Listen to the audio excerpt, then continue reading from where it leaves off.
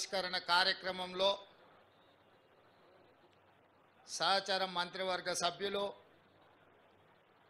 PCC అధ్యక్షులు, parliament సభ్యులు, శాసనమండలి సభ్యులు, శాసన సభ్యులు, ఇతర ప్రజాప్రతినిధులు, కాంగ్రెస్ పార్టీ కార్యకర్తలు, రాజీవ్ గాంధీ అభిమానులు, మరీ ముఖ్యంగా ఆనాడు రాజీవ్ గాంధీతో కలిసి పనిచేసిన ప్రియరంజన్ దాస్ మున్షి వారి సతీమణి ఏఐసిసి తెలంగాణ ఇన్ఛార్జ్ దీపాదాస్ మున్షి గారు, వి హనుమంతరావు గారు, పెద్దలు కె కేశవరావు గారు అందరూ కూడా ఈ కార్యక్రమంలో పాల్గొని రాజీవ్ గాంధీ విగ్రహావిష్కరణ కార్యక్రమానికి ఒక నిండుదనం తీసుకొచ్చినందుకు మీకు అందరికీ మనస్ఫూర్తిగా ధన్యవాదాలు తెలియజేస్తున్నాం. మిత్రులారా, ఇది రాజకీయ వేదిక కాదు. రాజకీయపరమైన అంశాలు ప్రస్తావించడం నాకు పెద్దగా ఇష్టం లేదు. కానీ జరుగుతున్న పరిణామాలు, కొంతమంది మాట్లాడుతున్న మాటలను దృష్టిలో పెట్టుకొని త్యాగం అంటే ఏందో రాబోయే తరాలకు, ఈరోజు చిల్లర మల్లరగా మాట్లాడుతున్న వాళ్లకు గుర్తు చేయాల్సిన బాధ్యత తెలంగాణ రాష్ట్ర ముఖ్యమంత్రిగా నా మీద ఉన్నది. గాంధీ కుటుంబం గురించి మాట్లాడే వాళ్లకు, అడ్డగోలుగా ఆస్తులు సంపాదించి వేల కోట్లు కూడబెట్టుకున్న వాళ్లకు, మోతీలాల్ నెహ్రూ గారు వజ్రాల వ్యాపారం చేసి సంపాదించిన వేల కోట్ల రూపాయల సంపదను జాతికి అంకితం చేసిన విషయాన్ని ఈరోజు నేను గుర్తు చేయదలుచుకున్నా. వారి వారసుడు గొప్ప బారిస్టర్ కావాలి, గొప్ప విద్యావేత్త కావాలి, గొప్ప గొప్ప చదువులు చదవాలి అని విదేశాలలో చదివించి పండిత్ జవహర్లాల్ నెహ్రూ గారిని ఒక ఉన్నత విద్యావేత్తగా తీర్చిదిద్దాలి అని వాళ్ళ తండ్రి కలలు కంటే, ఉన్నత విద్యను అభ్యసించిన పండిత్ జవహర్లాల్ నెహ్రూ గారు ఆనాడు స్వదేశానికి వచ్చి ఈ దేశాన్ని పరాయి పాలకుల నుంచి విముక్తి కలిగించాలి, రవి అస్తమించని సామ్రాజ్యం ఉన్న తెల్ల దొరలను ఈ దేశ సరిహద్దులు దాటే వరకు తరమాలి అని ఒక ఉక్కు సంకల్పంతో మహాత్మా గాంధీ గారితో కలిసి సుభాష్ చంద్రబోస్ లాంటి పోరాట యోధులను సమన్వయపరచుకొని దేశ స్వతంత్రం కోసం పోరాడటమే కాదు, 10 సంవత్సరాలు దేశ స్వతంత్రం కోసం జైల్లో మగ్గిన చరిత్ర పండిత్ జవహర్లాల్ నెహ్రూది అన్న సంగతి ఈనాడు చిల్లర మల్లర మాటలు మాట్లాడుతున్న వాళ్లకు తెలవాల్సిన అవసరం ఉన్నది. పండిత్ జవహర్లాల్ నెహ్రూ గారు స్వతంత్రం వచ్చిన భారతదేశానికి మొట్టమొదటి ప్రధానమంత్రిగా బాధ్యతలు చేపట్టిండ్రంటే వారసత్వంతో వచ్చిన సంపద కాదు. స్వతంత్రం కోసం సర్వం త్యాగం చేసిన కుటుంబం, గొప్ప మేధావి, దూరదృష్టి కలిగిన వాడు, ఆనాడు అస్తవ్యస్తంగా 563 సంస్థానాలతో ఈ దేశం చిన్న భిన్నమై మత కలహాలలో అట్టుడుకుతున్నప్పుడు ఈ దేశానికి మొదటి ప్రధానమంత్రిగా బాధ్యతలు చేపట్టిన పండిత్ జవహర్లాల్ నెహ్రూ గారు 563 సంస్థానాలను, రాజ్యాలను భారతదేశంలో విలీనం చేయించి వాళ్ళందరినీ కూడా ఒక వేదిక మీదకి తీసుకొచ్చి ఈ దేశం యొక్క సమగ్రతను కాపాడి, ఈ దేశంలో ఆనాడు కరువు విలయ తాండవం చేస్తుంటే, అన్నమో రామచంద్రాని దేశంలో వేలాది మంది చచ్చిపోతుంటే, మత విద్వేషాల మధ్యలో ఒకరిని ఒకరు చురకత్తులతో కడుపులో పొడుచుకుంటుంటే, కుత్తికలు తెగి నేల మీద పడుతుంటే,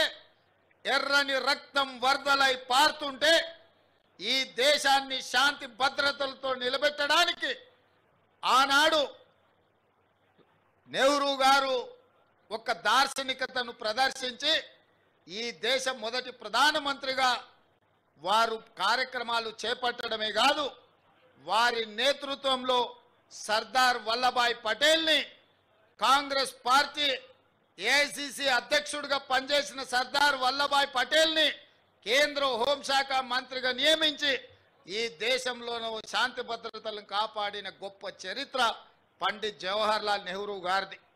ఇదే కాదు, ఆనాడున్న కరువు, ఆనాడున్న ఆకలి కేకలు, ఆనాడు ఈ దేశం చదువుకుంటూనే బాగుపడుతుందన్న ఆలోచనతోని ఈ దేశంలో ఎడ్యుకేషన్ అండ్ ఇరిగేషన్ ని మొదటి ప్రాధాన్యత కింద పండిత్ జవహర్లాల్ నెహ్రూ గారు తీసుకున్నారు. ఎడ్యుకేషన్ రెవల్యూషన్, ఇరిగేషన్ రెవల్యూషన్ ఈ దేశానికి పరిచయం చేసి ఈ దేశంలో బాక్రానంగల్ డ్యామ్ నుంచి మొదలు పెడితే నాగార్జున సాగర్ డ్యామ్ వరకు, శ్రీశైలం వరకు, శ్రీరామ్ సాగర్ వరకు ఆనాటి ప్రధానమంత్రి పండిత్ జవహర్లాల్ నెహ్రూ గారు పునాదులు వేసిండ్రు. ఈ దేశంలో పదుల కొద్ది యూనివర్సిటీలను నెలకొల్పి రీసెర్చ్లు చేయించి లక్షలాది కోట్లాది మంది విద్యార్థులు ఇవాళ పీజీలు పిహెచ్డీలు చదువుతున్నారు, డాక్టర్లు లాయర్లు అవుతున్నారు, ఐఏఎస్లు ఐపీఎస్లై ఈ రోజు ఈ దేశంలో పరిపాలనను ఒక దారిలో పెట్టినరు అనంటే ఆనాడు పండిత్ జవహర్లాల్ నెహ్రూ గారు ఈ దేశానికి అందించిన గొప్ప ఆలోచన, గొప్ప విద్యా విధానము, పంచవర్ష ప్రణాళిక ప్రపంచ దేశాలతోని పోటీ పడే విధంగా ఈ దేశాన్ని తీర్చిదిద్దింది పండిత్ జవహర్లాల్ నెహ్రూ గారు. అలాంటి పండిత్ జవహర్లాల్ నెహ్రూ గారు ఈ తెలంగాణ రాష్ట్రంలో ఉన్న కట్టిన ప్రాజెక్టులు ఈ రోజు సజీవ సాక్ష్యంగా ఉన్నాయి. ఎన్ని వరదలు వచ్చినా, ఎన్ని విపత్కర పరిస్థితులు వచ్చినా నాగార్జున సాగర్, శ్రీశైలం, శ్రీరామ్ సాగర్ లాంటి ప్రాజెక్టులు పండిత్ జవహర్లాల్ నెహ్రూ గారు మనకు అందించిన సంపద ఈ రోజు తెలంగాణ రాష్ట్ర ప్రజలు, రైతులు ఈ రోజు గొప్పగా అనుభవిస్తున్నారు. వారి వారసత్వం కింద వచ్చిన శ్రీమతి ఇందిరాగాంధీ గారు స్వతంత్రం వచ్చిన తర్వాత కూడా కాంగ్రెస్ పార్టీ నాయకులు స్వతంత్రం కోసం అమరులైనరు. వారు అమరులై దేశానికి స్వతంత్రం తీసుకొచ్చిన స్వతంత్రం భారతదేశాన్ని ప్రపంచ దేశాల ముందు ఒక బలమైన దేశంగా నిలబెట్టి గొప్ప పరిపాలన అందించిన దార్శనికుడు పండిత్ జవహర్లాల్ నెహ్రూ గారి నుంచి వారు పండిత్ జవహర్లాల్ నెహ్రూ గారు అధికారంలో ఉన్నప్పుడు ఏ పదవి శ్రీమతి ఇందిరాగాంధీ గారు తీసుకోలేదు. నేను ఎందుకు ఈ మాట చెప్పదలుచుకున్నా అంటే పదే పదే కొంతమంది సన్నాసులు కుటుంబ రాజకీయాల నుంచి వారసత్వ రాజకీయాల గురించి మాట్లాడుతుంటారు. పండిత్ జవహర్లాల్ నెహ్రూ గారు ప్రధానమంత్రిగా ఉన్నంత కాలం శ్రీమతి ఇందిరాగాంధీ గారు ప్రభుత్వంలో ఏ బాధ్యత తీసుకోలేదు. వారి తర్వాత ప్రధానమంత్రులు మారి ఆ తర్వాత ఇందిరాగాంధీ గారు ఈ దేశానికి ప్రధానమంత్రిగా బాధ్యతలు చేపట్టారు. నేను ఇవాళ అడుగుతున్నా, ఇవాళ దళితులు, గిరిజనులు, ఆదివాసీలు, మైనారిటీలు తమ ఇళ్లల్లో తమ కుటుంబ సభ్యుల ఫోటో ఉన్నా లేకపోయినా ఇందిరమ్మ ఫోటో పెట్టుకొని ఒక దేవతలాగా పూజిస్తున్నారు అంటే బ్యాంకుల జాతీయకరణ చేసింది శ్రీమతి ఇందిరాగాంధీ గారు. ఆనాడు కొంతమంది ఆగర్భ శ్రీమంతులకే బ్యాంకులు అందుబాటులో ఉంటే ఆ బ్యాంకులను జాతీయకరణ చేసి దళితులకు, గిరిజనులకు బ్యాంకుల్లో ఖాతాలు తెరిచి బ్యాంకుల నుంచి మద్దతు ఇచ్చి వాళ్ళ అభ్యున్నతి కోసం పనిచేసింది శ్రీమతి ఇందిరాగాంధీ గారు. రాజభరణాలు రద్దు చేసింది శ్రీమతి ఇందిరాగాంధీ గారు. స్వతంత్ర కంటే ముందు రాజ్యాలు ఉన్న రాజులకు రాజభరణాలు ఇవ్వడం ద్వారా దేశం యొక్క ఆర్థిక సంపద రాజులకు పంచి పెడుతుంటే రాజభరణాలు ఇక చెల్లవు, రాచరికపు ఆనవాళ్ళు ఉండొద్దు అని ఇందిరమ్మ రాజభరణాలు రద్దు చేసి పేదలు కట్టే పన్నులు అత్యంత నిరుపేదలకు పంచాలన్న ఆలోచన చేసింది శ్రీమతి ఇందిరాగాంధీ గారు అన్న సంగతి ఇవాళ చెప్పాలి. ఒకప్పుడు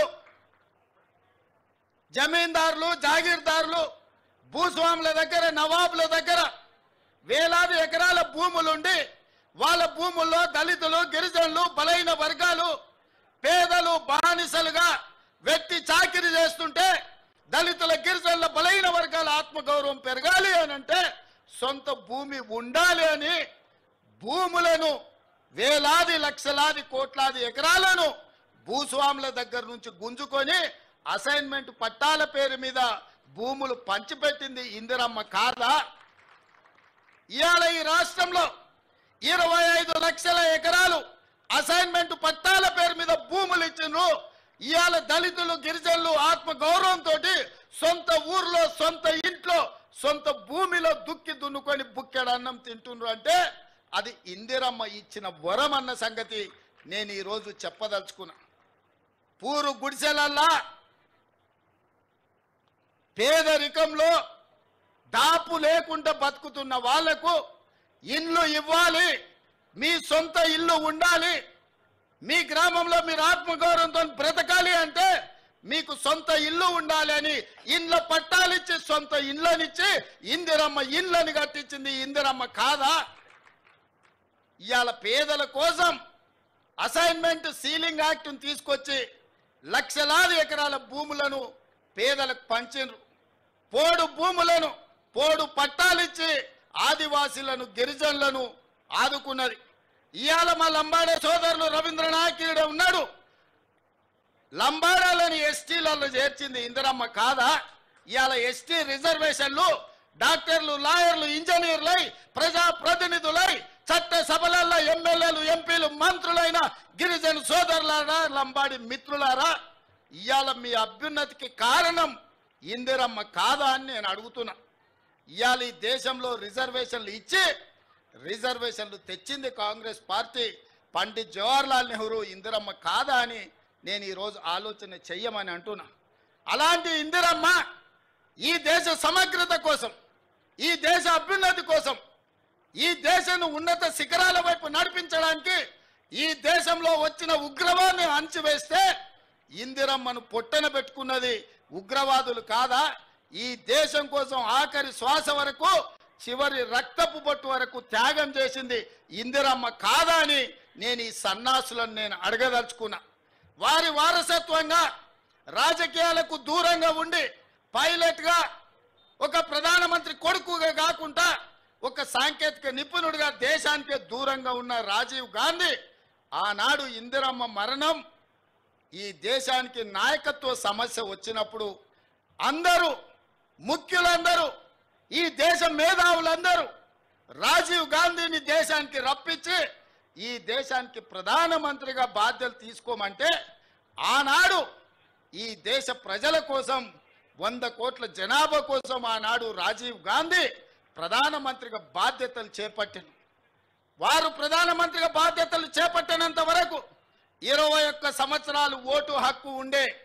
కానీ దేశం యొక్క భవిష్యత్తు యువత చేతుల్లో ఉంది.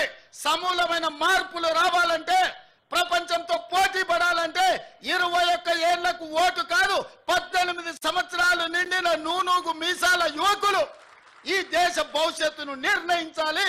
మీకు ఓటు హక్కు ఇస్తున్నామని రాజ్యాంగాన్ని సవరించి 18 ఏళ్లకే ఓటు హక్కు ఇచ్చింది రాజీవ్ గాంధీ కాదా అని ఈ సన్నాసులను, సోయిలేని వాళ్ళని నేను అడగదలుచుకున్నా. ఇదే కాదు, మహాత్మా గాంధీ గారు ఒక మాట చెప్పిండ్రు, ఈ దేశం యొక్క ప్రాణం గ్రామాలలో ఉంది, ఈ పంచాయతీలే పట్టుగొమ్మలు ఈ దేశానికి అన్నారు. మరి ఈ పంచాయతీలే పట్టుగొమ్మలు అంటే ఢిల్లీలో నుంచి నిధులు రాష్ట్రాలకు వస్తే గ్రామాలకు చేరట్లేదని ప్రత్యక్షంగా కేంద్రం నుంచి గ్రామ పంచాయతీలకు వాళ్ళ ఖాతాలలో నిధులు పోయే విధంగా రాజ్యాంగాన్ని సవరించి 73, 74 రాజ్యాంగ సవరణతోని నిధులను సరాసరి గ్రామ పంచాయతీలకు అందించిన మాట ఇవాళ రాజీవ్ గాంధీ తెచ్చిన సరళీకృత విధానాలు కాదా? అంతెందుకు, మా మేయరమ్మ ఉన్నది గద్వాల విజయలక్ష్మి గారు, మహిళా రిజర్వేషన్ కింద ఈ నగర ప్రథమ పౌరురాలు ఉన్నది. మా శ్రీలత డిప్యూటీ మేయర్గా ఉన్నది. అక్కడ మా సోదరిమణులు కార్పొరేటర్లు ఉన్నారు అక్కడ చాలామంది. ఎట్లయినరు తల్లి మీరు అందరూ? మహిళా రిజర్వేషన్ లేకపోతే మా వాళ్ళు మీకు ఇచ్చటోళ్ళా? మీకు ఈ కుర్చీలు దక్కేవా? ఈ నగరానికి ప్రథమ పౌరురాలుగా గద్వాల విజయలక్ష్మి అయి ఉండేదా? ఆడబిడ్డలకు అధికారం ఉన్నప్పుడే ఇల్లుతో పాటు రాజ్యంలో కూడా మీకు వాటా ఉండాలి అని ఆడబిడ్డలకు మహిళా రిజర్వేషన్ను తీసుకొచ్చిన మహిళా పక్షపాతి రాజీవ్ గాంధీ స్థానిక సంస్థలల్లో రాజీవ్ గాంధీ గారు తీసుకొచ్చిన మహిళా రిజర్వేషనే ఇవాళ ఈ ఆడబిడ్డలందరూ కూడా ఈడ కుర్చీలలో కూర్చొని రాజ్యాధికారంలో భాగస్వాములైనరు. ఆడబిడ్డలకు రాజ్యాధికారం ఇచ్చింది రాజీవ్ గాంధీ కాదా అని ఈ సన్నాసులకు నేను గుర్తు చేయదలుచుకున్నా. వాళ్ళకెందుకు గుర్తుంటుంది? 5 ఏళ్ళు ప్రభుత్వంలో ఒక మహిళకు మంత్రి కూడా ఇవ్వలేదు. ఆ సన్నాసులకు మహిళ ఆత్మగౌరవం ఎట్లా తెలుస్తుందని నేను ఈ సందర్భంగా చెప్పదలుచుకున్నా. అలాంటి రాజీవ్ గాంధీ ఈ దేశంలో సాంకేతిక విప్లవం వచ్చినప్పుడే, ఈ దేశానికి కంప్యూటర్ను పరిచయం చేసినప్పుడే ఈ దేశం బాగుపడుతుందని, ఈ దేశాన్ని 21వ శతాబ్దంలోకి నడిపించాలి అంటే కంప్యూటర్ యుగం రావాలి అని ఇవాళ మనం వాడుతున్న సెల్ ఫోన్లు కానీ కంప్యూటర్లు కానీ ఈ దేశానికి పరిచయం చేసింది రాజీవ్ గాంధీ గారు కాదా అని నేను అడుగుతున్నా. ఈరోజు శామ్ పిట్రోడా బతికే ఉన్నాడు. ఈ సాంకేతిక విప్లవం ప్రపంచంతో పోటీ పడే విధంగా ఇవాళ సిలికాన్ వ్యాలీని మనం నడిపిస్తున్నాము, అమెరికా ఆర్థిక వ్యవస్థను మనం శాసిస్తున్నాము అంటే సాంకేతిక విప్లవం ఈ దేశంలో తెచ్చింది రాజీవ్ గాంధీ. అందుకే ఈరోజు మనం ప్రపంచంతో పోటీ పడగలుగుతున్నాం. ఈరోజు ట్విట్టర్లో పెడుతున్నాడు, అమెరికా పోయి కంప్యూటర్ చదువుకున్నా అంటున్నాడు. ఆ కంప్యూటర్ని పుట్టించింది, ఈ దేశానికి పరిచయం చేసిందే రాజీవ్ గాంధీ సన్నాసి. లేకపోతే ఇక్కడనే ఎక్కడనో గుంటూరులో ఇడ్లీ కూడా అమ్ముకుంటూ తిరిగేటోనివి. ఎందుకంటే ఆడికి చదువుకుంటానికి పోయినావు కదా, నువ్వు ఆడనే ఇడ్లీ కూడా అమ్ముకొని బతికేటోనివి. లేకపోతే రైల్వే స్టేషన్లో చాయ్ సమోసా అమ్ముకుంటా సిద్దిపేటలోనే ఉండేటోనివి. రాజీవ్ గాంధీ దేశానికి కంప్యూటర్ని పరిచయం చేసింది కాబట్టి నీ బతుకు ఒక కంప్యూటరు, ఒక ట్విట్టర్ అకౌంటు, ఒక ఐటీ మంత్రివైనవు. లేకపోతే ఐటీ శాఖనే ఉండేది కాదు. రాజీవ్ గాంధీ గారు ఐటీ రంగాన్ని ఈ దేశానికి పరిచయం చేసిండు కాబట్టి ఆ సన్నాసి ఐటీ శాఖకు మంత్రి అయిండు. లేకపోతే ఆ దిక్కుమాలలోని బాధనే మనకు ఉండేది కాదు. కాబట్టి ఇవాళ ఈ పరిస్థితుల్లో అలాంటి రాజీవ్ గాంధీ దేశ సమగ్రతను కాపాడడానికి ప్రాణ త్యాగం చేసి ఈ దేశాన్ని కాపాడిండు. అంత గొప్ప వ్యక్తి విగ్రహాన్ని ఈరోజు సచివాలయం ముందల ట్యాంక్ బండ్ మీద పెడితే రాజీవ్ గాంధీ విగ్రహం ఎందుకు పెడతారని అడుగుతారా? ఎంత బలుపు మాటలు కార్యకర్తలారా, ఒకసారి ఆలోచన చేయండి. అధికారం పోయినా మదము దిగలేదు. గాంధీ కుటుంబాన్ని కుటుంబ పాలన అంటున్నారు. ఆ సన్నాసులకు చెప్పండి, రాజీవ్ గాంధీ గారు ప్రధానమంత్రిగా చనిపోయిన తర్వాత దాదాపుగా 15-20 ఏళ్ళు కాంగ్రెస్ అధికారంలో ఉంది. సోనియా గాంధీ గారు ఏ పదవి తీసుకోలే, కేంద్ర మంత్రి పదవి తీసుకోలే, ప్రధానమంత్రి పదవి తీసుకోలే. 2004 నుంచి 2014 10 సంవత్సరాలు బలమైన యూపీఏ ప్రభుత్వం ఉన్న సోనియా గాంధీ గారు, రాహుల్ గాంధీ గారు ఏ పదవులు తీసుకోలే. కేంద్ర మంత్రి పదవి కానీ ప్రధానమంత్రి పదవి కానీ తీసుకోలే. ఆనాడు రాజీవ్ గాంధీ గారు చనిపోయినాక దాదాపుగా 3 దశాబ్దాలుగా పైగా కాంగ్రెస్ పార్టీలో గాంధీ కుటుంబం ప్రధానమంత్రి, కేంద్ర మంత్రి పదవి తీసుకోలేదు. పదవి త్యాగం అంటే వాళ్ళని చూడాలి, ప్రాణ త్యాగం అంటే వాళ్ళని చూడాలి, స్వతంత్ర పోరాటం అంటే ఆ కుటుంబాన్ని చూడాలి. మోతీలాల్ నెహ్రూ, పండిట్ జవహర్లాల్ నెహ్రూ స్వతంత్రం కోసం పోరాటం చేసి ఈ దేశానికి స్వతంత్రం తెచ్చినోళ్ళు. శ్రీమతి ఇందిరాగాంధీ, శ్రీ రాజీవ్ గాంధీ ఈ దేశం కోసం ప్రాణాలు త్యాగం చేసి దళిత గిరిజన ఆదివాసీలను ఆదుకున్న జాతి. సోనియా గాంధీ, రాహుల్ గాంధీ పదవి త్యాగం చేసి మన్మోహన్ సింగ్, పివి నరసింహారావు లాంటి మేధావులను ఈ దేశానికి ప్రధానమంత్రులుగా పరిచయం చేసింది. తెలంగాణ బిడ్డను ఈ దేశానికి ప్రధానమంత్రిని చేసింది శ్రీమతి సోనియా గాంధీ కాదా? ఇవాళ మనం గొప్పగా చెప్పుకుంటున్నాం, మన తెలంగాణ బిడ్డ, మన వంగర బిడ్డ ఈ దేశానికి ప్రధానమంత్రి అయిన. ఎట్లయినా శ్రీమతి సోనియా గాంధీ గారు ఆనాడు పివి నరసింహారావు గారిని ఈ దేశానికి ప్రధానమంత్రిగా చేయలేదా? మన్మోహన్ సింగ్ను ఆర్థిక మంత్రిగా చేయలేదా? ఈ దేశానికి ప్రధానమంత్రిగా చేయలేదా? పదవీ త్యాగం అంటే సోనియా గాంధీ గారిది, రాహుల్ గాంధీ గారిది. మరి ఈ సన్నాసులదేందా? అయ్యి ఉండంగానే అయ్యో ముఖ్యమంత్రి, కొడుకు ఐటీ మంత్రి, అల్లుడు సాగునీటి పారుదల శాఖ మంత్రి, బిడ్డ ఎంపీ, సడ్డకుని కొడుకు రాజ్యసభ. దుర్మార్గులారా, రాష్ట్రాన్ని దోసుక తిని పదవులని పంచుకొని వందలాది ఎకరాల ఫామ్ హౌసులు కట్టుకొని మీరు గాంధీ కుటుంబం గురించి మాట్లాడతారా? గాడిదకి ఏం తెలుసు గంధం చెక్క వాసన అని పెద్దోళ్ళు ఎప్పుడో చెప్పారు. ఈ గార్దులకు తెలుసా గాంధీ కుటుంబం గురించి అని నేను అడగదలుచుకున్నా. ఆనాడు చాకలైలమ్మ ఒక్క మాట చెప్పింది, గడీలలో గడ్డి మొలవాల్సిందే అని. సాయుధ రైతాంగ పోరాటం గడీలలో గడ్డి మొలిసింది, గడీలు బద్దలై ప్రజాస్వామిక పాలన వచ్చింది. ఇవాళ నేను చెప్తున్న బిడ్డ, మీ ఫామ్ హౌస్లలో జిల్లేళ్ళు మొలిపిస్తా. మీరు అనుకుంటురేమో మీరు అడ్డగోలుగా మాట్లాడితే కాంగ్రెస్ పార్టీ కార్యకర్తలు రేవంత్ రెడ్డి చూసుకుంటూ ఊరుకుంటాడేమని ఇవాళ చెప్తున్న రాజీవ్ గాంధీ సాక్షిగా సచివాలయం ముందల బిడ్డ, మీ ఫామ్ హౌస్లలో జిల్లేళ్ళు మొలవాలి. ఫామ్ హౌస్లలో మీరు జీవిస్తున్నాం, మా ఫామ్ హౌస్లు మమ్మల్ని కాపాడుతాయేమని మీ ఫామ్ హౌస్లలో జిల్లేలు మొలిపించే వరకు కాంగ్రెస్ పార్టీ కార్యకర్తలు ఎవరు విశ్రమించబోరనే సంగతి నేను చెప్పదలుచుకున్నా. అందుకే మిత్రులారా, ఈడ తెలంగాణ తల్లి విగ్రహం పెట్టాలనుకున్నాడంట. నేను అడుగుతున్నా దిక్కుమాలినోని, తెలంగాణ తల్లి విగ్రహం పెట్టడానికి 10 ఏళ్ళు పడతాదే?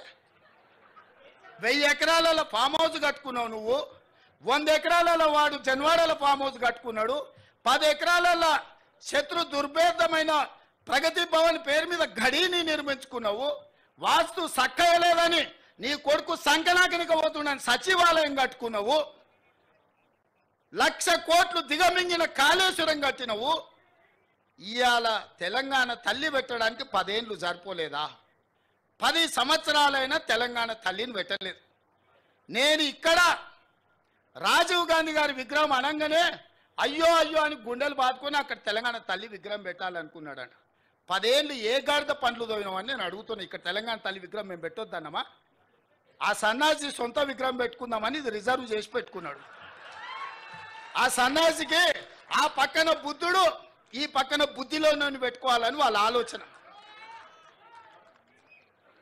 అట్లాంటి సన్నాసుల కోసం అమరవీరుల స్తూపం ఒక పక్కన, గౌతమ బుద్ధుడు ఇంకొక పక్కన, పివి నరసింహారావు గారు ఆ పక్కన, ఆ పక్కనే శ్రీమతి ఇందిరాగాంధీ గారు రాష్ట్రానికి పరిపాలన అందించే గుండెకాయ లాంటి ఇక్కడ దేశం కోసం ప్రాణాలు అర్పించిన రాజీవ్ గాంధీ గారి విగ్రహం సముచితం కాదా? మీరు ఒక్కసారి ఆలోచన చేయండి మిత్రులారా. తెలంగాణ వాదులందరూ నేను అడుగుతున్నాను, ఈ జగన్ రాజీవ్ గాంధీ విగ్రహానికి అర్హత లేదా? ఆంధ్రప్రదేశ్లో పార్టీ సర్వం కోల్పోయి, తెలంగాణలో కేంద్రంలో అధికారాన్ని కోల్పోయి, తెలంగాణ రాష్ట్రాన్ని ఇచ్చిన మాట మీద సోనియా గాంధీ గారు నిలబడి తెలంగాణ రాష్ట్రాన్ని ఇస్తే ఆ కుటుంబాన్ని గౌరవించాల్సింది పోయి, ఆ గాడిదలే ఇక్కడ రాజీవ్ గాంధీ విగ్రహాన్ని పెట్టాల్సింది పోయి ఇవాళ మనం పెట్టిన విగ్రహాన్ని అవహేళన చేసి తొలగిస్తామంటారు. ఎవర్రా తొలగించేటోడు? ఒక్కడు రాండి, ఎప్పుడు వస్తారో తారీఖు చెప్పండి బిడ్డ. రాజీవ్ గాంధీ విగ్రహం తీస్తారంట, ఎవడొస్తాడో నేను చూస్తా. అందుకే 10 ఏళ్ళు సన్నాసి నువ్వు తెలంగాణ విగ్రహం పెట్టలేదు, సోయిలేను నువ్వు కాబట్టే తెలంగాణ విగ్రహం సచివాలయం వెలుపల కాదు, రాష్ట్రానికి పరిపాలన అందించే గుండెకాయే, ఆ గుండెకాయ గుండెల్లో ఉండాలని అక్కడ తెలంగాణ తల్లి విగ్రహం డిసెంబర్ 9 నాడు సచివాలయం లోపల పెట్టే బాధ్యత జిమ్మెదారి నాది. తెలంగాణ ఇచ్చింది మేము, తెలంగాణను కాపాడేది మేము, తెలంగాణ తల్లి విగ్రహాన్ని నెలకొల్పేది మేము. డిసెంబర్ 9 నాడు పెట్టి చూపిస్తాం. డిసెంబర్ 9, 2009 చిదంబరం గారు తెలంగాణ రాష్ట్ర ప్రకటన చేశాడు. 60 సంవత్సరాల ఆకాంక్ష, వందలాది మంది బిడ్డల ప్రాణ త్యాగాలు డిసెంబర్ 9, 2009 నాడు శాశ్వతంగా ఒక పరిష్కారాన్ని చూపించింది. ఇదే కాదు, తెలంగాణ 4 కోట్ల ప్రజలకు తల్లి అయి తెలంగాణ ప్రజల యొక్క గుండె కోత, తల్లుల కడుపు కోతను దృష్టిలో పెట్టుకొని ఒక తల్లిగా ఆలోచన చేసిన గొప్ప నేత, పరిణిత కలిగిన నాయకురాలు సోనియా గాంధీ గారి జన్మదినం డిసెంబర్ 9. అందుకే తెలంగాణ తల్లి విగ్రహ ప్రారంభోత్సవం డిసెంబర్ 9 నాడు లక్షలాది తెలంగాణ బిడ్డల సమక్షంలో ఇక్కడనే మేము ప్రారంభిస్తాం. మా R&B శాఖ వెంకటరెడ్డి గారికి నేను ఆదేశాలు ఇస్తున్నా, డిసెంబర్ 9 లోపల అద్భుతమైన వీరనారి తెలంగాణ తల్లి విగ్రహం అక్కడ ఉండాలి. ప్రపంచమంతా అబ్బురపడే విధంగా కార్యక్రమాన్ని చెయ్యాలి. ఇది మా ప్రతిన రాజీవ్ గాంధీ సాక్షిగా, సోనియా గాంధీ వారసులుగా తెలంగాణ ప్రజలకు మేము మాటిస్తున్నాం. మిత్రులారా, ఇవాళ 10 ఏళ్ళు ఇక్కడనే కొండా లక్ష్మణ్ బాపూజీ ఇల్లు ఇచ్చాడు కేసీఆర్కు పార్టీ పెట్టుకొని. అది కూలిపోతే నిలవ నీడ లేకుంటే నీకు ఆశ్రయం ఇచ్చిన కొండా లక్ష్మణ్ బాపూజీ చచ్చిపోతే కనీసం ఆఖరి చూపులకు కూడా నువ్వు పోలేదు. ఇంతకంటే దుర్మార్గుడు నీచుడు భూమి మీద ఎవడని ఉంటాడా? అట్లాంటి కొండా లక్ష్మణ్ బాపూజీ పేరు Indian Institute of Handloom and టెక్స్టైల్స్కి ఈ రోజు ఆ ఇన్స్టిట్యూట్కి కొండా లక్ష్మణ్ బాపూజీ పేరు పెట్టినాం. కింగ్ కోటిలో మహిళా యూనివర్సిటీ వీరనారి చాకలి ఐలమ్మ ఏ తల్లి అయితే గడిలలో గడ్డి మొలవాలని మాకు స్ఫూర్తినిచ్చిందో వీరనారి చాకలి ఐలమ్మ పేరు ఆ మహిళా యూనివర్సిటీకి ఇవాళ పేరు పెట్టుకున్నాం. ఇదే కాదు, ఆనాడు పాత్రికేయ రంగంలో రాణించి సాయుధ రైతాంగ పోరాటాన్ని ముందుకు నడిపిన సురవరం ప్రతాప్ రెడ్డి గారి పేరు తెలుగు యూనివర్సిటీకి ఈరోజు మనం పెట్టుకుంటున్నాం. 10 ఏళ్ళు వీటికి పెద్దల పేర్లు గొప్ప వ్యక్తుల యొక్క నామకరణం చేస్తే ఎవరన్నా వద్దన్నారా? అన్నిటికీ నువ్వు నీ కుటుంబం నువ్వే దోసుకోవాలి, నువ్వే దాచుకోవాలి, తెలంగాణను మొత్తం దిగమింగాలన్న ఆలోచన ఇవాళ కుటుంబానికి పట్టింది. వాళ్ళు ఊహించలే కాంగ్రెస్ పార్టీ కార్యకర్తలు బండకేసి కొడతారని. ఇవాళ ఇంకా షాక్లో నుంచి తేలుకోలే. రెగ్యులర్గా ఆయనకు షాక్ ట్రీట్మెంట్స్ జరుగుతున్నాయి ఫామ్ హౌస్లో. ఎందుకంటే అతనికి వాస్తవం అర్థం కావట్లేదు. అధికారం పోయింది, ప్రజాపాలన వచ్చింది, గడీలు బద్దలైపోయినాయి, ఇవాళ వాళ్ళ బతుకులు దివాలా తీసినాయి అన్న సంగతి ఆయనకు అర్థం కావడానికి కొంత సమయం పడుతుంది. ఈ లోపల కొంతమంది చిల్లర మల్లర గాళ్లను మన మీదకి మాట్లాడిస్తున్నారు. కాంగ్రెస్ పార్టీ కార్యకర్తలారా అప్రమత్తంగా ఉండాలి. ఈ కాలకేయ మూట మళ్ళీ గ్రామాల మీదకి రాబోతుంది. ఇవాళ వాళ్ళని వదిలించుకున్నాం. మిడతల దండై తెలంగాణను కబలించాలని ఇవాళ వీళ్ళందరూ కుట్రలు చేస్తున్నారు. ఈ మిడతల దండును పొలిమేరలు దాటే వరకు తరమాల్సిన బాధ్యత మీది, నాది. మనందరం కలిసికట్టుగా ఉంటే ఈ మిడతల దండును పొలిమేరలు దాటే వరకు తరిమే బాధ్యత తీసుకుందాం. డిసెంబర్ 9 నాడు తెలంగాణ తల్లి విగ్రహాన్ని ఆవిష్కరించుకుందామని చెప్పి మీకు అందరికీ తెలియజేస్తూ మీ అందరి దగ్గర సెలవు తీసుకుంటున్న ధన్యవాదాలు మిత్రులారా.